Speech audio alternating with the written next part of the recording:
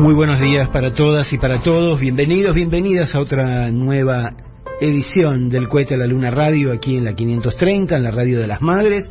Un día particular, hoy es 2 de abril, se cumplen 41 años de lo que recordamos como la Guerra de las Malvinas.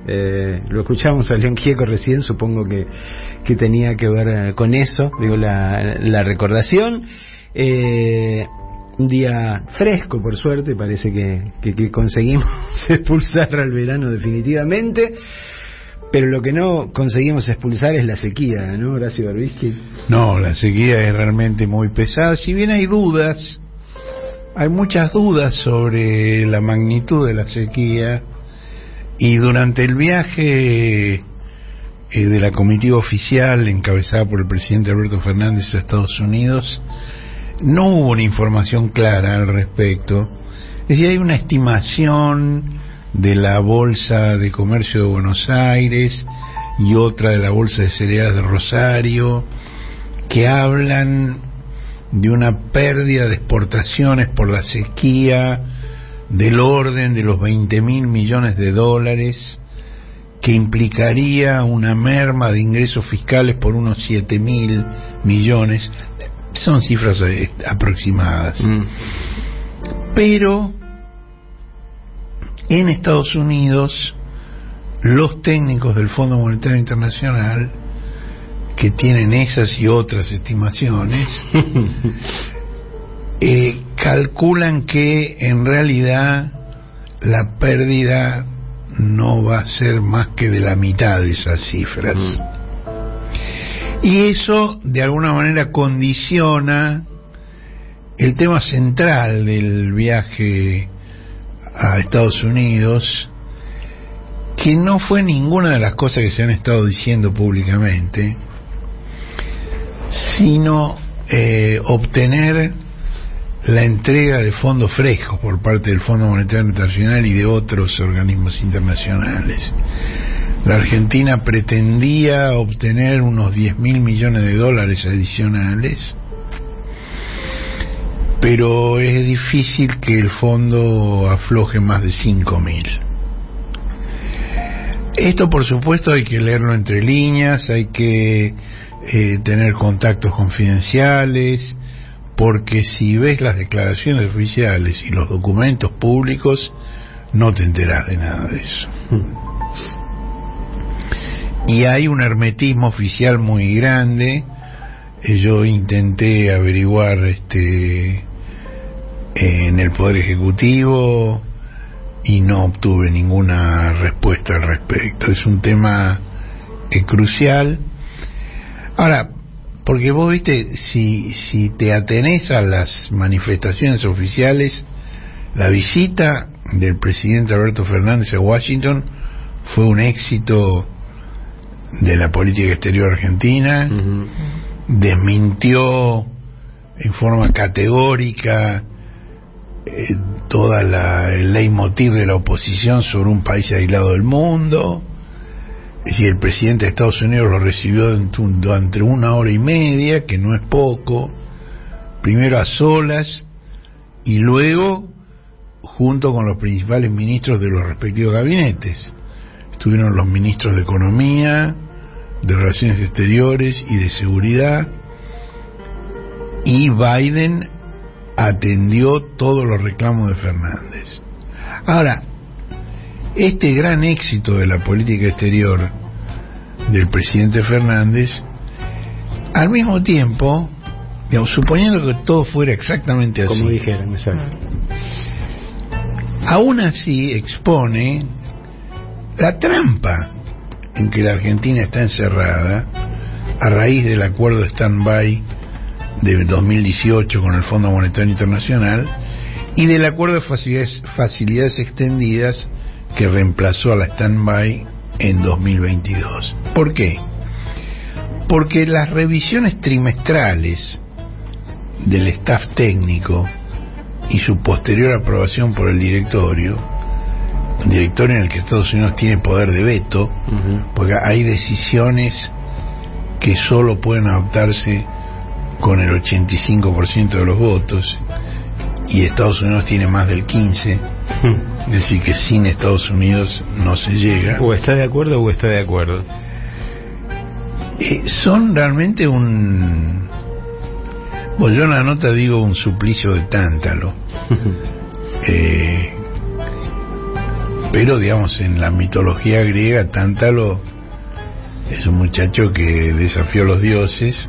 Y la pasó muy mal. Y lo castigaron duro. Para el resto de la eternidad, condenado a estar en un charco de agua, en un pozo de agua, con el agua al cuello, y con un árbol de frutos casi al alcance de la mano, casi. Es decir, las ve, se mira y no se toca. Claro, la diferencia es que ahora Zeus y los dioses crueles de la mitología griega han sido reemplazados por Joe Biden, por el presidente de Estados Unidos y el Fondo Monetario Internacional. Ahora, que la Argentina, bueno, digamos, en definitiva, Tántalo, ¿qué significa en la mitología griega? Es el tipo que está condenado al hambre y la sed por la eternidad. No puede beber y no puede comer. Bueno, esta semana se dieron a conocer los datos del indexo del incremento de la pobreza, en especial entre los más jóvenes, y son datos tremendos, más de la mitad de los pibes son pobres. Y además, digamos, como si hubiera un gran escenógrafo que diseñara estas cosas, esta semana, en la vereda de la Casa Rosada, murió una beba de 3 meses que dormía en la calle. Son cosas, a mí me conmueve profundamente, eso me parece, no sé qué me parece, no hay palabras para decirlo. Ahora, no sé si ustedes vieron el comentario de la panelista Victoria Tolosa Paz. Sí. Dijo que el incremento de la pobreza, cito textualmente, nos duele y nos ocupa. La inflación se está llevando el crecimiento del país hacia unos pocos bolsillos, dejando a gran parte de la población sumida en la incertidumbre y la angustia de llevar el pan a la casa. Ahora, esta panelista es la principal espada en la batalla presidencial por la reelección. Biden equiparó sus propios problemas por la economía que le dejó Donald Trump con la herencia macrista de la Argentina, cosa que hoy en La Nación Joaquín Morales Solá desmiente con la mayor energía de la que es capaz. Biden también aseguró que el Tesoro, es decir, el Ministerio de Economía de Estados Unidos, iba a apoyar la flexibilización de las metas comprendidas con el Fondo Monetario, debido a que estamos viviendo la peor sequía en un siglo, como consecuencia del cambio climático, así como a la panelista le preocupa la pobreza en la Argentina, a Biden le preocupa el cambio climático. Y Biden le dio instrucciones a la ministra de Economía, Janet Yellen, para que ayudara a la Argentina con la misma diligencia con que socorrió a los bancos de su país luego de la quiebra del banco de Silicon Valley. Ahora, todo esto que hemos dicho hasta acá lo dijo Fernández en conferencia de prensa y en diversas entrevistas con medios argentinos, pero no figura en ningún comunicado del gobierno de Estados Unidos. En ninguno. Bueno, el Departamento de Estado, que es el Ministerio de Relaciones Exteriores de Estados Unidos, ignoró el encuentro. No hay registro de que el encuentro se haya producido. También lo ignoraron los 2 diarios de Nueva York, el New York Times, que se supone que es progresista, y Wall Street Journal, que es conservador. Solo lo mencionó, pero en una nota muy breve, 250 palabras apenas, el Washington Post. Y ese diario dijo algo que no está en las comunicaciones oficiales. Dijo que la reunión giró sobre la creciente preocupación de Estados Unidos por la participación de China en la Argentina, en particular la prevista construcción de 2 plantas nucleares en Buenos Aires por empresas chinas. Y agregó que Estados Unidos podría buscar concesiones de la Argentina a cambio de apoyo en el Fondo Monetario. Bueno, antes de que se reunieran los presidentes, la secretaria de prensa de la Casa Blanca, Karine Jean-Pierre, no sé si la tienen a Karine Jean-Pierre. No. Es una chica afroamericana, lesbiana, muy vivaz, muy comunicativa, cosa que para su cargo es apropiado. Es muy apropiado. Karine Jean-Pierre informó que los presidentes iban a analizar la asociación de ambos países para enfrentar los desafíos globales y continuar avanzando en áreas de interés nacional mutuo, que enumeró: minerales críticos, cambio climático, espacio y tecnología. Y también dijo que se referirían a la cooperación económica y a los valores compartidos de inclusión, democracia y protección de los derechos humanos. Bueno, es un palabrerío ese. Ahora, sobre ese palabrerío flashean 5 letras críticas: China, China, China, China. Bueno, hubo un segundo comunicado que reprodujo los comentarios de los 2 presidentes antes de la reunión, cuando estaban a punto de reunirse, cuando empezaron a charlar ante las cámaras. Ahí, a la enumeración que había hecho Karine Jean-Pierre, Biden agregó la energía limpia.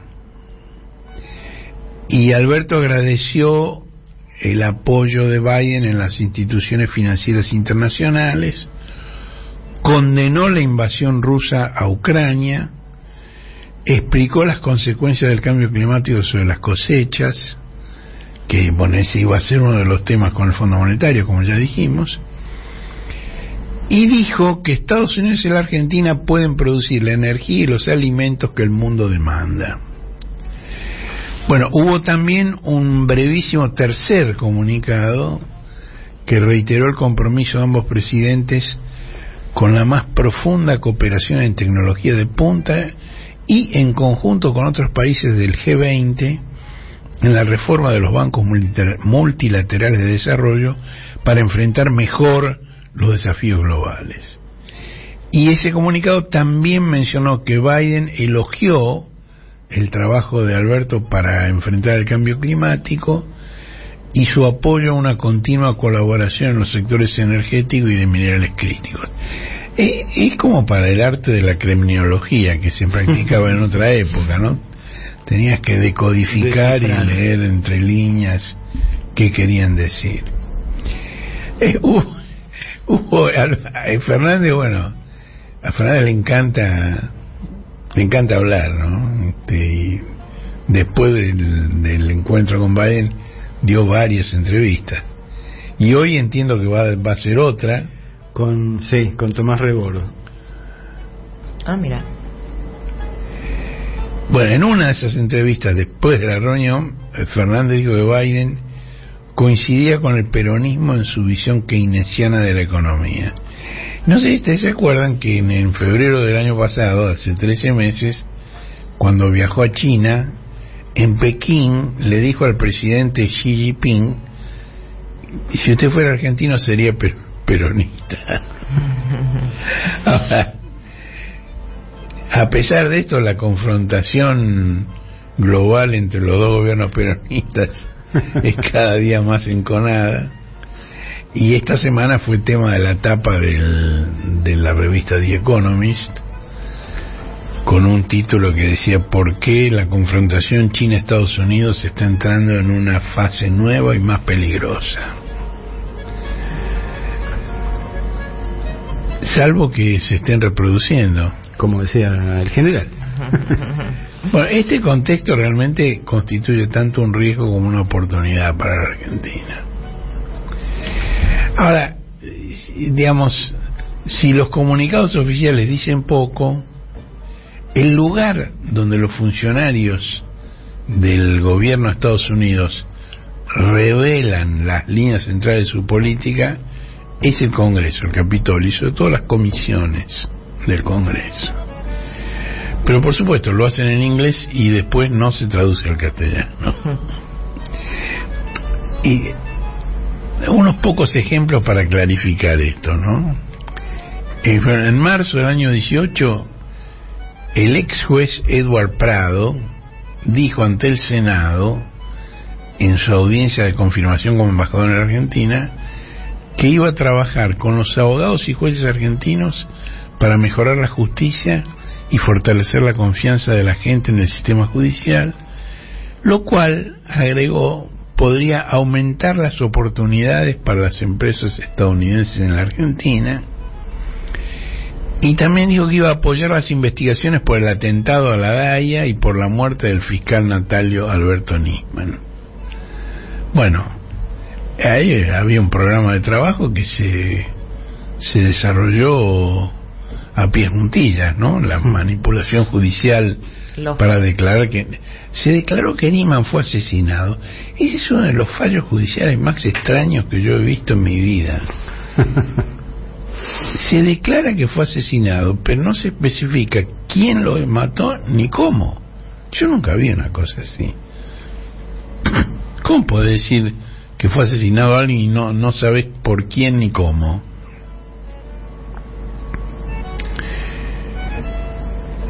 Y además, bueno, lo que se desarrolló durante la gestión de Prado como embajador aquí fue el caso de los cuadernos Fénix, con el uso extorsivo de la ley del arrepentido, la historia de las sortijas, si colaborás te vas a dormir a tu casa, si no te quedas en la alcaidía que tiene olor a orina, y todas esas linduras del fiscal Stornelli.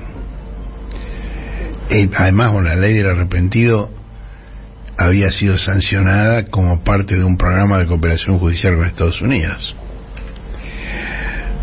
Bueno, 3 años después, en septiembre del año 21, el que pasó por el Senado para su confirmación como embajador en la Argentina fue el actual embajador Mark Stanley. Y ahí dijo muy suelto de cuerpo que la Argentina no tenía un plan económico que explicara cómo pagaría su deuda, y anunció que una de sus metas en la Argentina sería cuestionar la presencia china. Bueno, no sé si se acuerdan, creo que lo hemos mencionado, en agosto del año pasado hubo un encuentro entre empresarios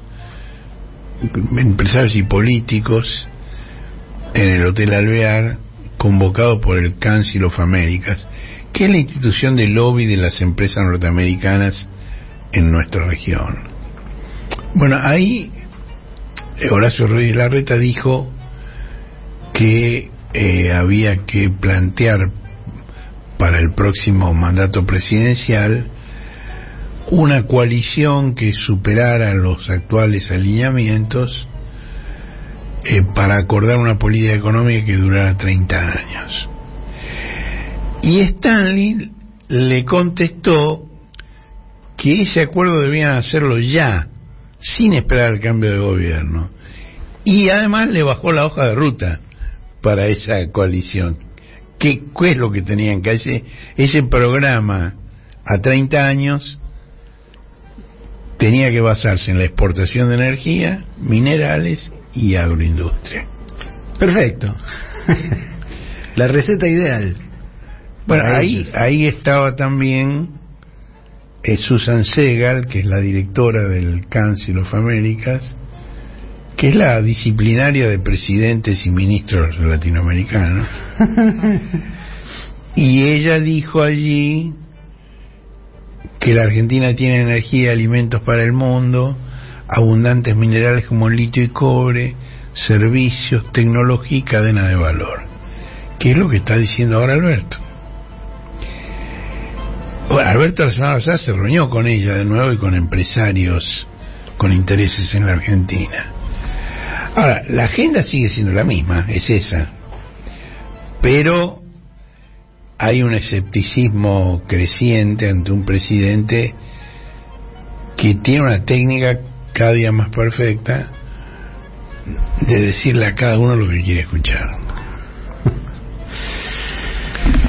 Ahora, la política de Estados Unidos hacia nuestra región no la fija el Departamento de Estado, la fija el Comando Sur de la Fuerza Armada de Estados Unidos, cuya denominada área de responsabilidad incluye 19 países de Centro y Sudamérica, 13 del Caribe, 14 territorios en poder de Estados Unidos y países de Europa. Hay una corresponsal en temas de defensa del Washington Post que se llama Dana Priest, que ha escrito varios libros sobre el tema, libros imprescindibles, donde dice que el Comando Sur, con 1 millar de personas, supera la cantidad de especialistas en América Latina, escuchen esto, de las Secretarías de Estado, de Defensa, de Agricultura, de Comercio y del Tesoro, sumadas. Y cuenta, por ejemplo, que un secretario de Estado, que es el ministro de Relaciones Exteriores, que por lo general dura 4 años en el cargo, visita en su mandato unas 3 veces la región.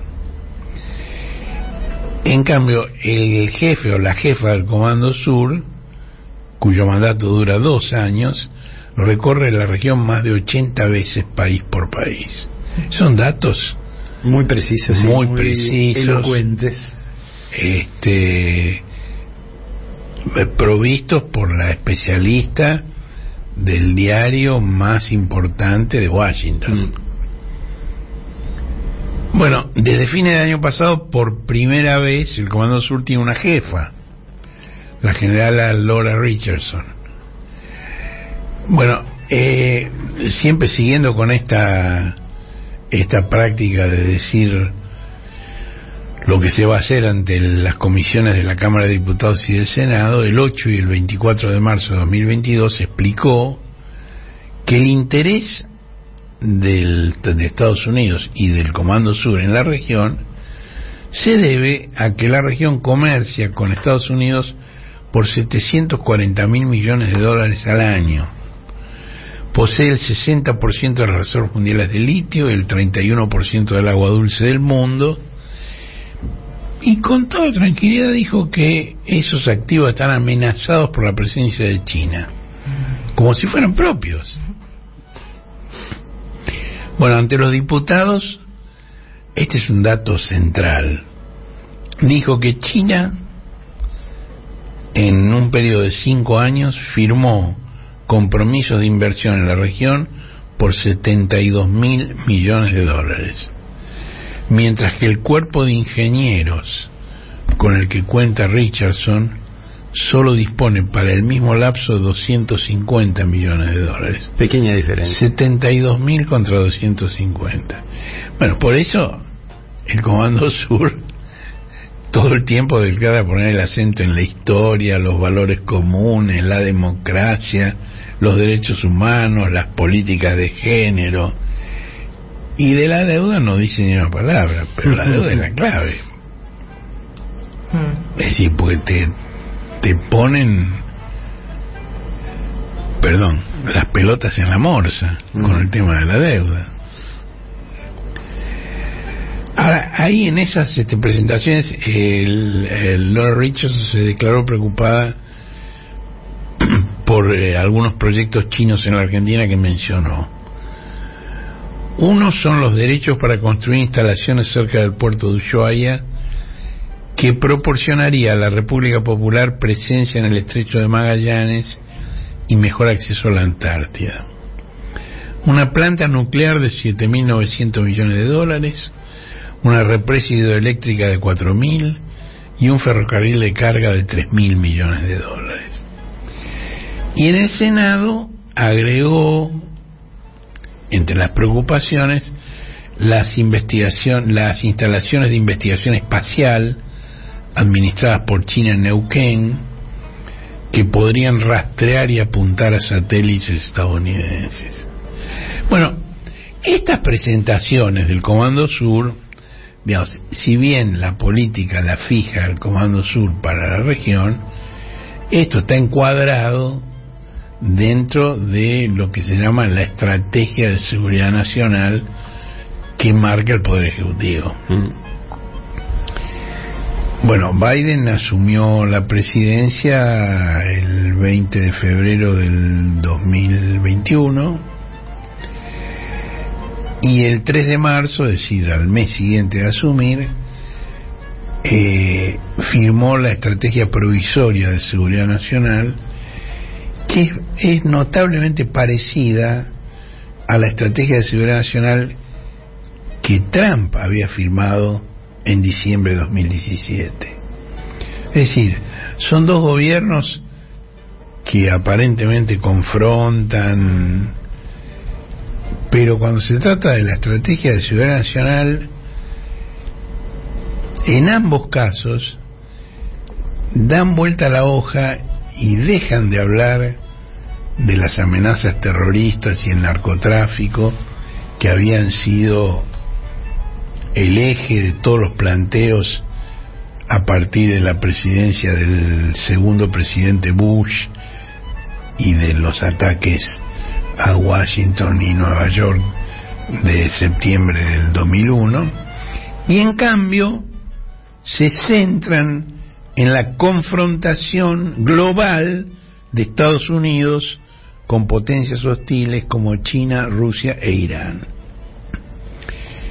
La única diferencia entre los planteos de Trump y de Biden es que Biden, a diferencia de Trump, volvió a confiar en el multilateralismo para esto. Ahora, un multilateralismo a la norteamericana, es decir, llevando a los aliados empujones, como se ve que en el caso de Alemania y de Europa en relación con el gas ruso. America First. America First, sí.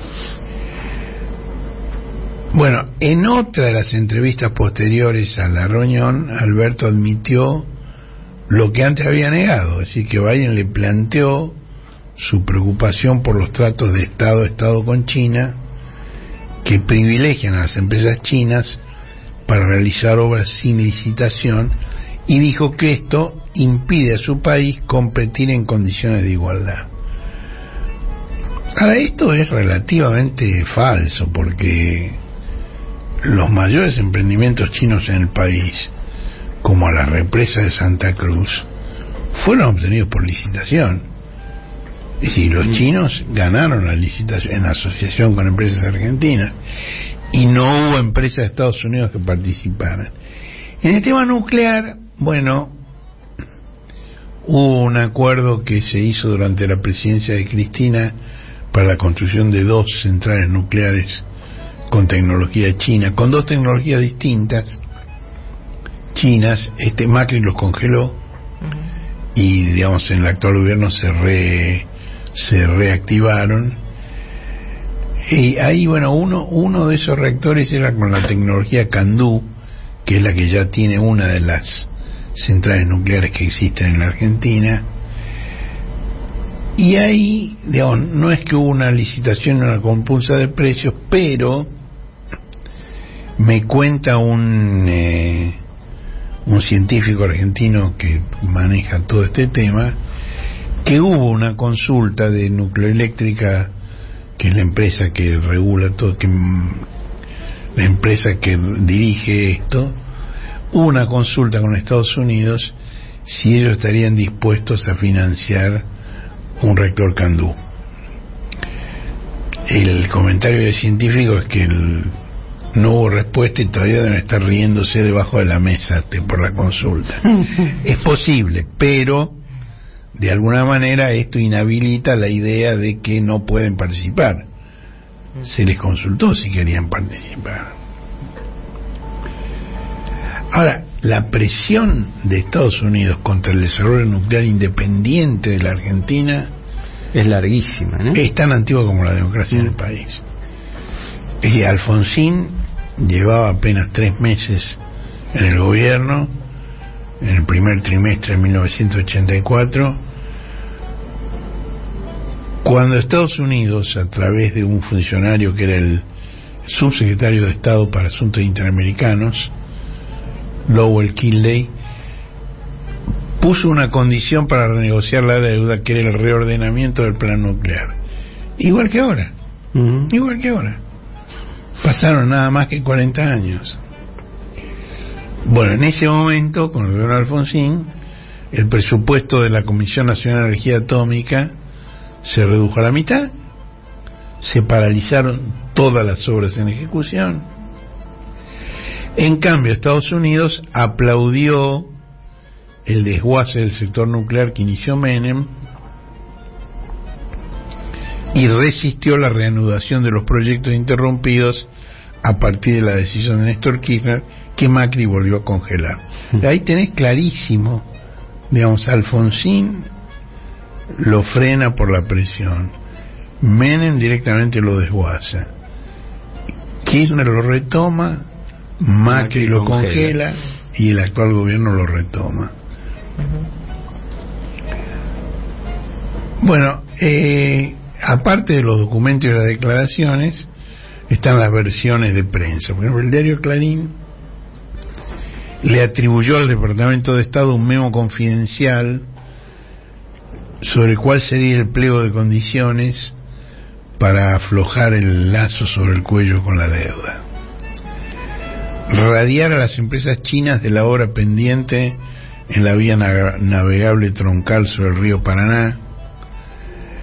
Yo la llamo así, vía navegable troncal sobre el río Paraná, porque la denominación con la cual se la menciona permanentemente, que es hidrovía, en realidad es una marca comercial, pero se trata de la vía navegable troncal sobre el río Paraná.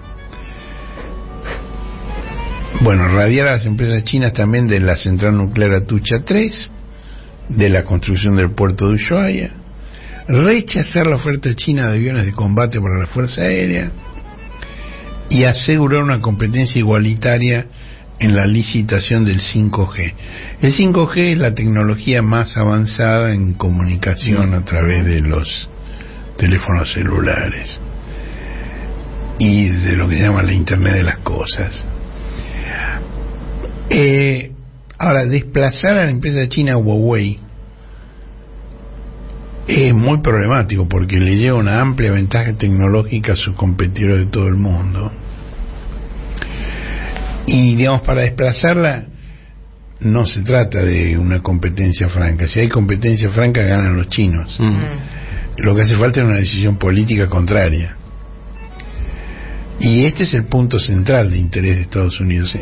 En otros encuentros de los últimos 2 años, Estados Unidos planteó que entienden que la Argentina necesita la inversión china, que están dispuestos a admitir los puertos, las centrales hidroeléctricas, pero que el tema de la tecnología 5G no, porque esa tecnología es el insumo básico para el desarrollo más rápido y profundo de la inteligencia artificial y de sus temibles aplicaciones militares. Ustedes vieron que la inteligencia artificial se alimenta con datos, es una insaciable consumidora de datos y tiene además la capacidad de aprender a partir de los datos que incorpora.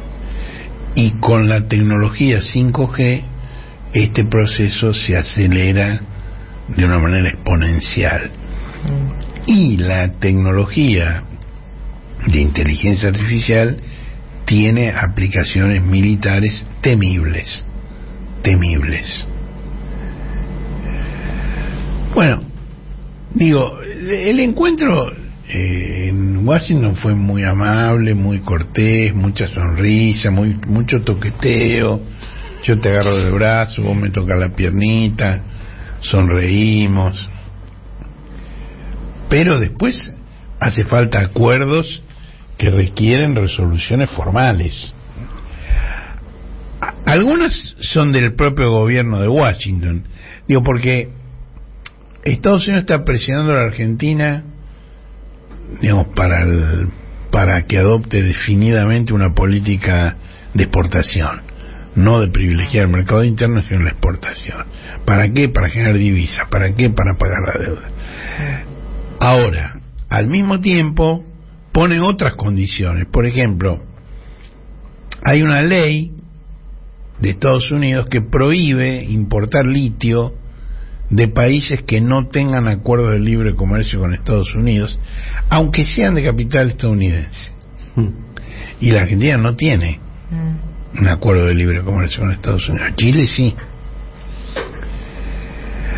Ahora, también hace falta, para concretar los acuerdos, otras resoluciones del Fondo Monetario.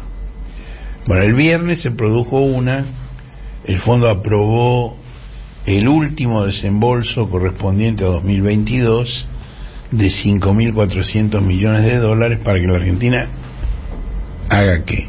Le pague al fondo mismo. Si te dan la guita, te doy la para plata que y para que me la devuelvas. Ahora, como te aumentan los intereses, obvio, estás cada día más atrapado. El vencimiento había sido hace una semana, la última semana de marzo, pero el organismo aceptó la prórroga hasta fin de mes, porque ellos tenían prevista la reunión para el último día del mes. Entonces es todo tan discrecional. Lo que pasa es que, digamos, la discrecionalidad ha sido habitualmente en contra de la Argentina. En este caso aparentemente es a favor. Hay un vencimiento y te lo perdonan, ¿no? Pagar la semana que viene. Ahora, el anuncio del fondo el 31 de marzo no incluyó el comunicado habitual, que en cambio se publicó el 1 de abril, es decir, ayer. Y dice, textual: en el contexto de una sequía cada vez más severa, una inflación creciente y una cobertura de reservas débil, es necesario un paquete de políticas más fuerte para salvaguardar la estabilidad, abordar los reveses y asegurar los objetivos del programa. Es decir, te ajusto más el nudo al cuello. Bueno, en este último viaje el objetivo del presidente y del ministro de Economía, Sergio Massa, fue que el Fondo Monetario rebajara la meta de reservas internacionales a la que el país se comprometió. Es decir, hay un compromiso de acumular reservas internacionales, pero como hay una caída de ingresos prevista por la sequía, le permiten rebajar la meta. Y esto lo consiguieron sin necesidad de requerir un waiver. Este es un juego de palabras. El waiver es un perdón, y de hecho te perdonaron el incumplimiento, aunque no le pongan ese nombre. Es un juego de palabras. Y además es curioso, te informan que le rebajan la exigencia de formar reservas, pero no te informan hasta qué cifra. Eso sigue sin saberse. Es todo de una opacidad, de una oscuridad. ¿Cómo no vas a pensar que te están cagando? Hablando mal y pronto.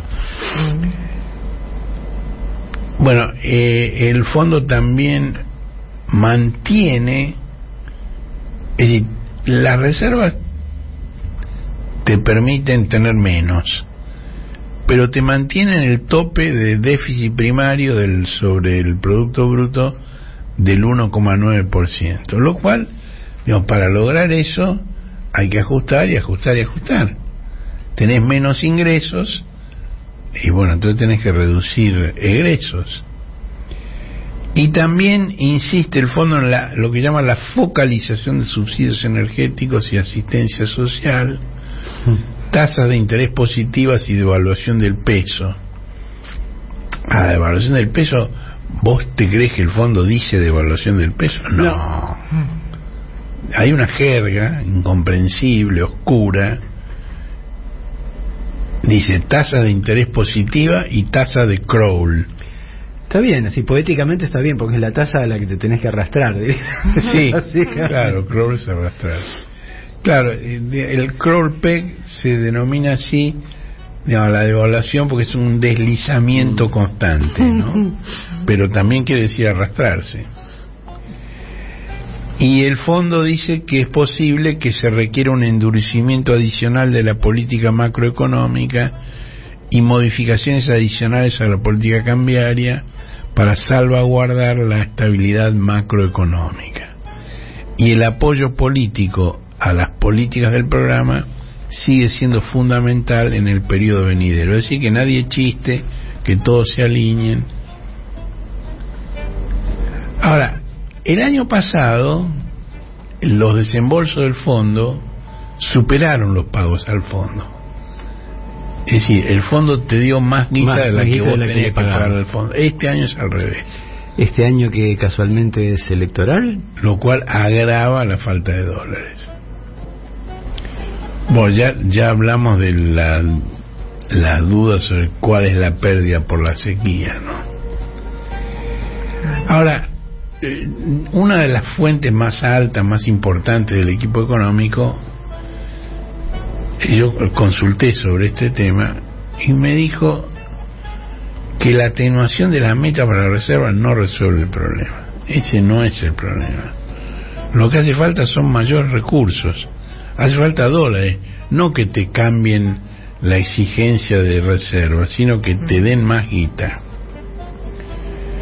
Y eso podría venir del Banco Mundial, que podría aportar hasta 3.000 millones,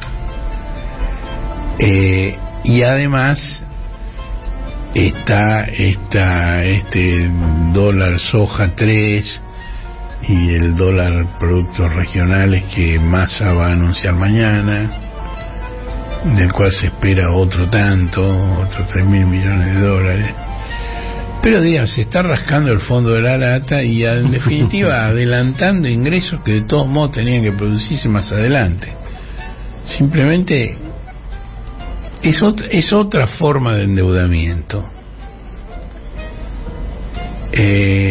Ahora, si no se consiguiera eso, si no hubiera esos ingresos adicionales, la única alternativa, y esto me lo dice esta alta fuente del equipo económico, habría que cerrar más todavía el acceso de los importadores al mercado único y libre de cambio. Título realmente irónico, porque no es ni único ni libre, y casi no es mercado tampoco, ¿no? Y esto ya empezó a ocurrir porque antes de ayer, el viernes, el secretario de Comercio Interior, Matías Tombolini, firmó una resolución que agrega requisitos informativos para autorizar la importación de servicios. ¿Se acuerdan cuando empezó el corralito, que lo que te pedían era una serie de informaciones y de datos adicionales? Sí, no me acuerdo de eso. Bueno, ya, para no decir abiertamente no te doy, te empiezan a pedir, viste, un análisis de sangre, un ADN de un pelo de la oreja,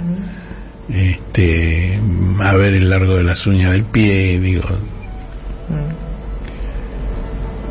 Ahora, si vos restringís más la importación de servicios y de bienes, cae la producción por falta de insumos, o aumentan los precios por el encarecimiento de esos productos importados. Y esto, a su vez, digamos, ustedes se acuerdan en la entrevista con Massa, cuando yo le pregunté por qué Tombolini con los precios va a tener éxito, a donde fracasaron funcionarios tan aptos como Paula Español y Roberto Feletti. Y él me dijo, no, porque Tombolini tiene el arma de que maneja también el tema de el acceso a las divisas, y entonces tiene la posibilidad de negociar. Bueno, si se endurece esto, ese arma desaparece. Y entonces, acuérdense de una cosa, el acuerdo de precios es voluntario. Es decir, Massa no quiere hacer nada obligatorio, no quiere hacer nada compulsivo. Esto puede ser tanto una definición ideológica de Massa como un reconocimiento de algunos límites de la realidad que le enfrenta. ¿Para qué le voy a decir al sol que aparezca por el otro lado si no me va a hacer caso? Y entonces, como es voluntario, los formadores de precios se pueden retirar en cualquier momento del programa. La suma de todo esto hace que nadie espere para la inflación de marzo, que se va a conocer dentro de unos 10 días aproximadamente, que sea inferior al de febrero, que a su vez fue superior a enero, que a su vez fue mayor que la de diciembre, que dejó atrás a la de noviembre, con lo cual se encadenaría 5 meses de alzas. Vamos rumbo al semestre. En cañita voladora. Dios. Bueno, hay una publicación especializada en el tema agropecuario, se llama Bichos de Campo, que está bien hecha.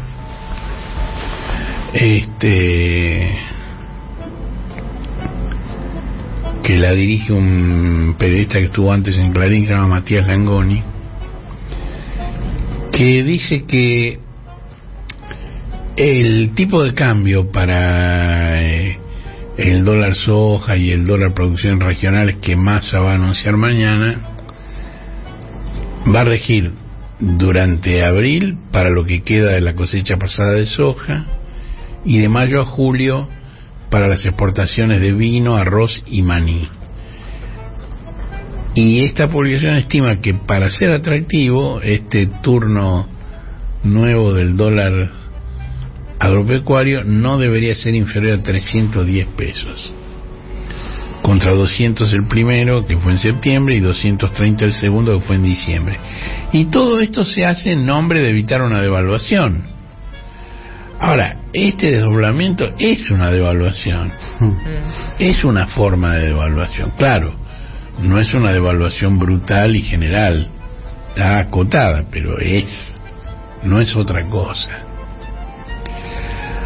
Ahora, otro de los planteos que el presidente argentino viene haciendo fue que el Fondo Monetario, y lo dijo en una de las entrevistas, no solo asista a los países más pobres, sino también a los de renta media, y dijo que entre los países de renta media, como la Argentina, está el 60% de la pobreza del mundo.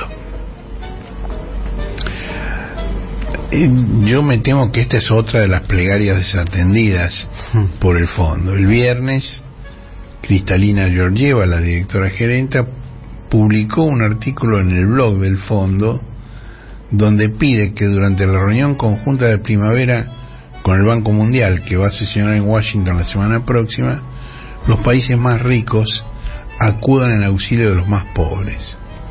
Y todos sus argumentos se refieren al fideicomiso para el crecimiento y la reducción de la pobreza,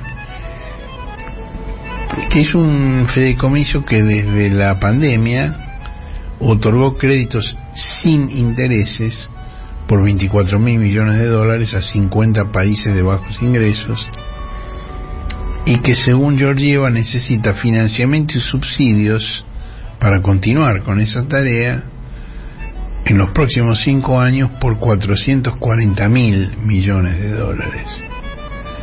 Pero no dice una palabra de los países de ingresos medios.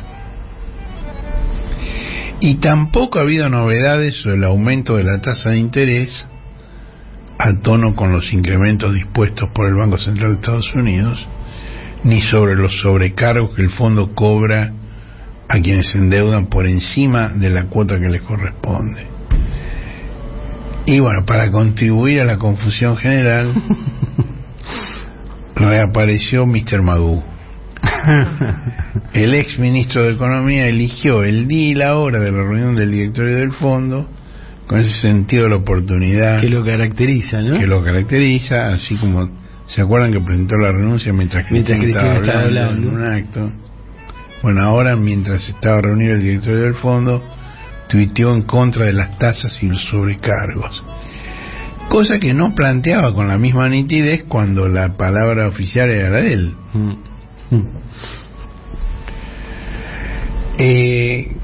Este tema de la simultaneidad no es solo Mr. Magoo. Digamos, también el senador republicano Ted Cruz, que me integra la Comisión de Relaciones Exteriores del Senado, pidió que se investigara y sancionara por corrupción a Cristina y a varios integrantes de su gobierno. Mientras Alberto estaba en Washington. Exactamente. Y Cristina le contestó con un hilo de tweets que dijo: tal cual lo dije, proscripción. Y para que nadie tenga dudas, del norte le llegan refuerzos al Partido Judicial y a Comodoro Pi. ¿En serio lo van a seguir negando? Dale, dice Cristina.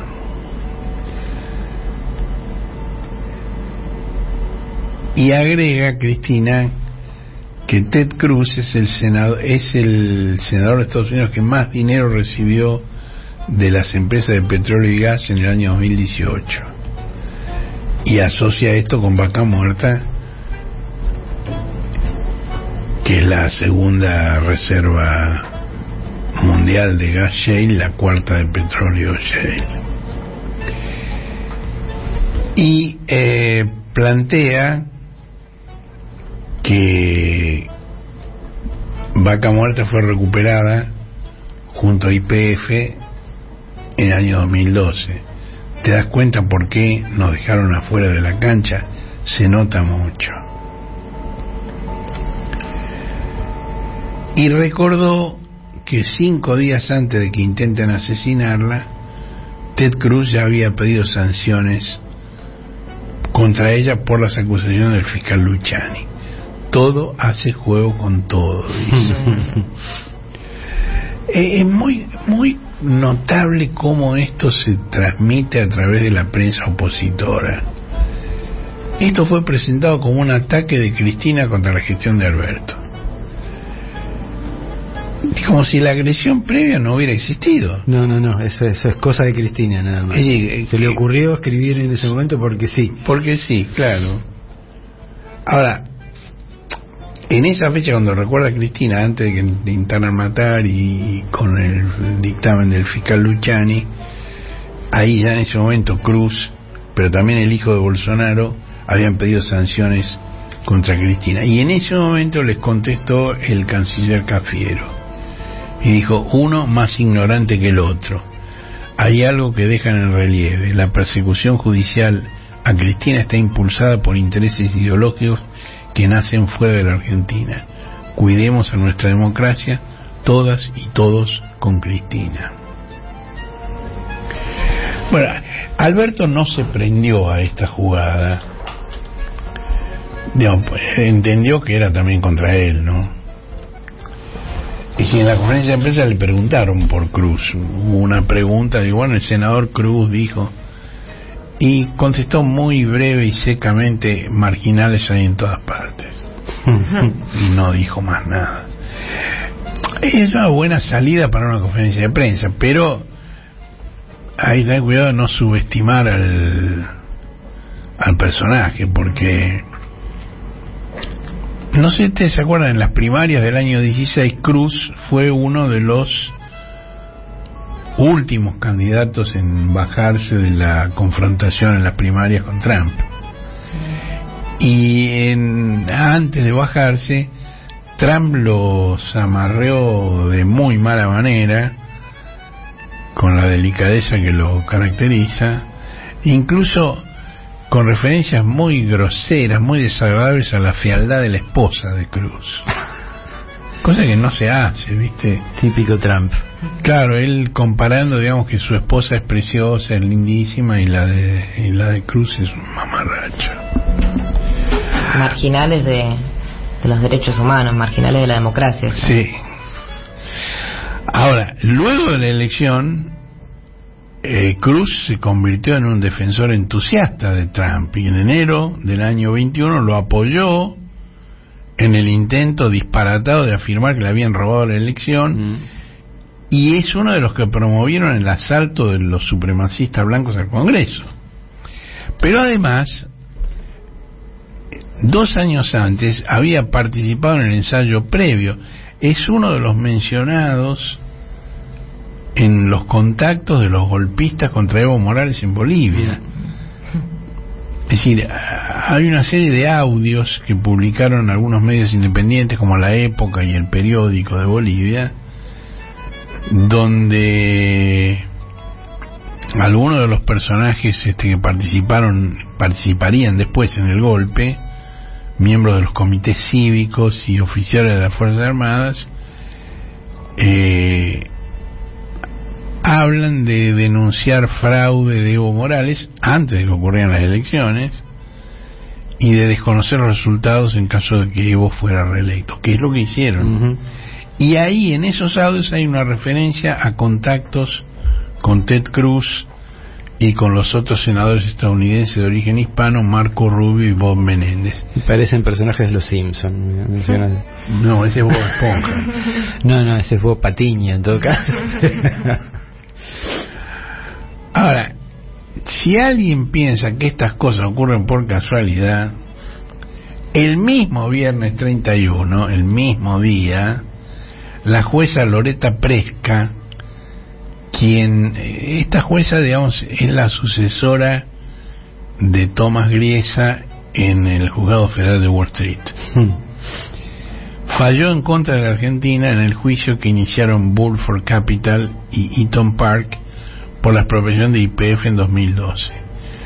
Burford y Eaton compraron el derecho a litigar de los socios minoritarios que reclamaban ser indemnizados, igual que el socio mayoritario español Repsol.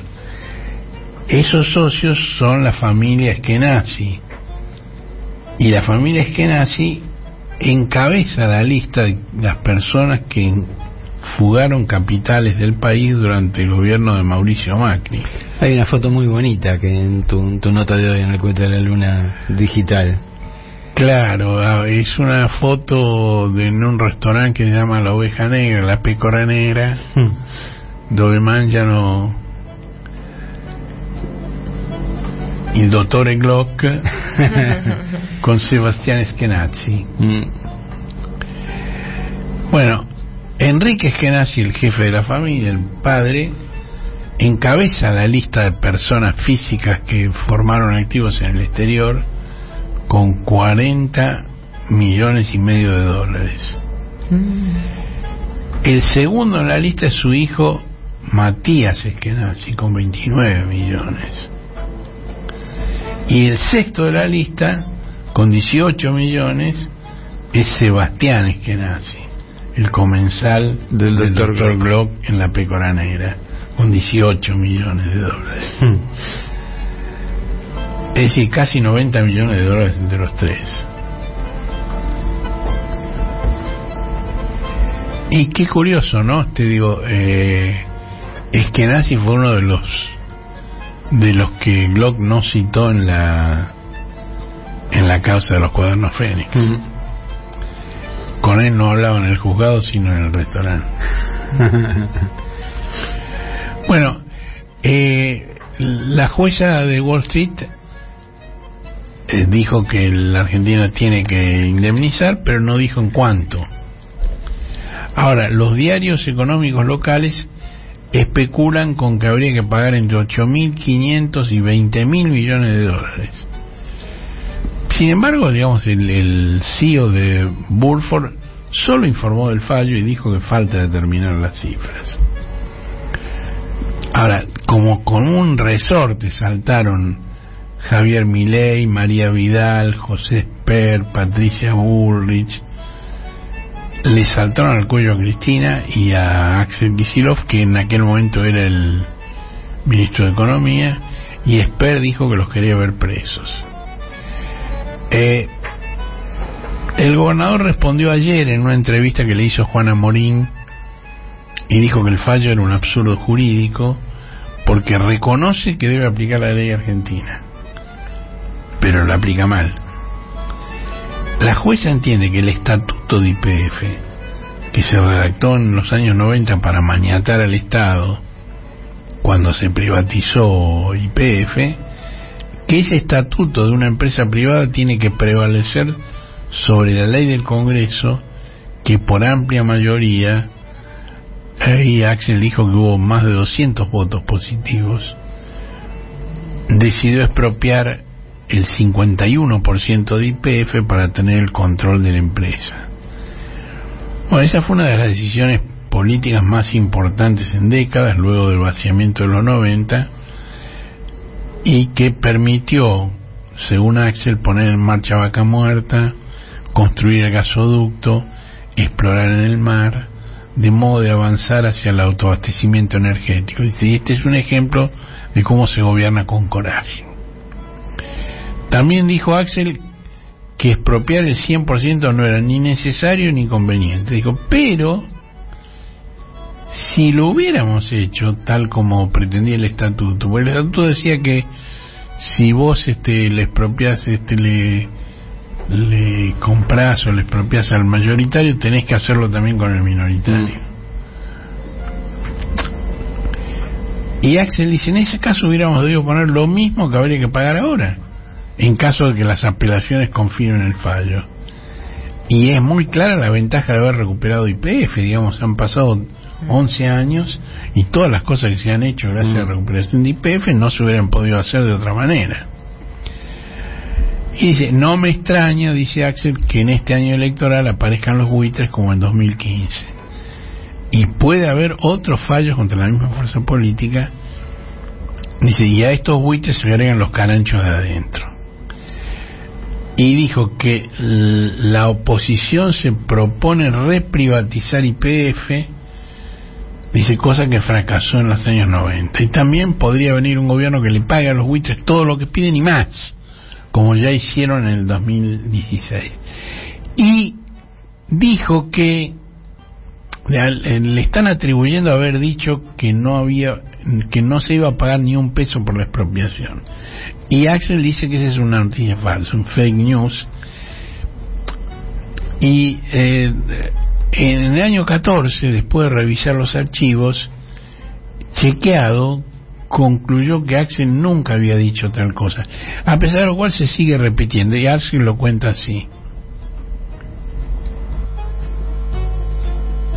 O sea que nosotros estábamos para cumplir la ley, y yo pido que también se le ponga seriedad a la cosa, porque si lo que dicen es contradictorio, no saben cómo decir que es contradictorio. Entonces dice que yo dije que no íbamos a pagar, nunca dije eso, y lo larga uno y después lo agarra el otro, y la verdad que yo tendría que ir por la calle hablando con millones de personas diciéndole mentira, mentira, mentira. Mentira, mentira, mentira. Mentira, mentira, yo quise decirle. Bueno, ayer hubo un plenario regional del Nordeste de la militancia en Resistencia que reclamó contra la proscripción de Cristina, que fue encabezado por el gobernador del Chaco, Jorge Milton Capitanich. Y el viernes el Partido Justicialista Bonaerense convocó a una movilización sobre el Comodoro Pi el jueves 13.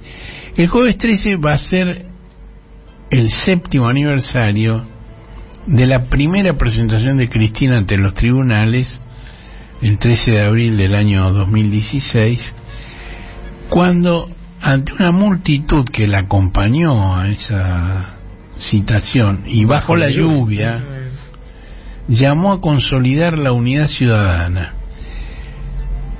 Por entonces la unidad ciudadana era un concepto, no era un sello electoral. Ahí ella dijo, no importa si sos radical, sos peronista, el aumento de la factura de la luz y el gas te va a llegar igual. Y bueno, al año siguiente, en el 17, la Unidad Ciudadana pulverizó las opciones antikirchneristas del peronismo opositor. Fue el sello con el que ella terminó con la fantasía de un peronismo sin Cristina. Ahora, Digo, el manejo de la información es realmente curioso, ¿no? Digo, porque se está diciendo que ahora que renunció Macri a la candidatura también tendría que renunciar Cristina. Que se bajó hace ¿cuántos meses? En diciembre, hace 3 meses. Es Macri el que ha hecho una jugada de alguna manera parecida a la de Cristina, si bien con un origen distinto. Es decir, en el caso de Cristina por el fallo judicial y la persecución en contra de ella, en cambio en caso de Macri por una decisión libre y autónoma suya. Ahora, la renuncia de Macri a una nueva intentona presidencial, yo creo, y no soy el único, que fortaleció el liderazgo de Macri dentro de la oposición antiperonista. Y también afirmó la candidatura para gobernar la capital de su primo inteligente. No sé si se acuerdan que en la elección anterior, la campaña que hizo el primo fue más Jorge que Macri. Y hoy la Nación le recuerda que en ese momento, cuando Rodríguez Larreta decidió que Santilli dejara el gobierno de la ciudad y fuera candidato en la provincia de Buenos Aires, más Jorge que Macri dijo: ¿y se imaginan si yo me presentara como candidato en la capital? Y no está bien andar cambiando de distrito. Bueno, ahora cambió de distrito y va a ser candidato en la capital.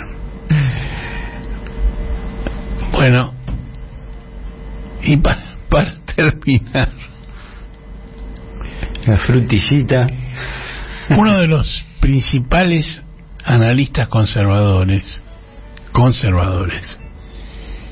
que no simpatiza en absoluto con el kirchnerismo, pero que tampoco subestima a la vicepresidenta, cree, y eso lo sé porque me lo dijo, que Cristina podría lograr el mismo efecto que Macri dentro de su propia coalición, pero incluso hasta ganar la elección, si propiciara la candidatura de un dirigente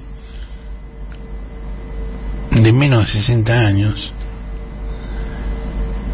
de identificación indudable con ella, que su solo nombre, que fuera bien considerado por los principales empresarios que lo conocen bien, pero de nula figuración pública en la ronda de postulantes que ocupan a medios no opinadores. ¿Esto qué quiere decir? Ni Massa, ni Coqui, ni Guado.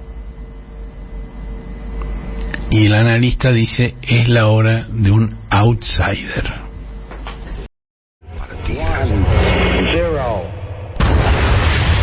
El cohete a la luna radio.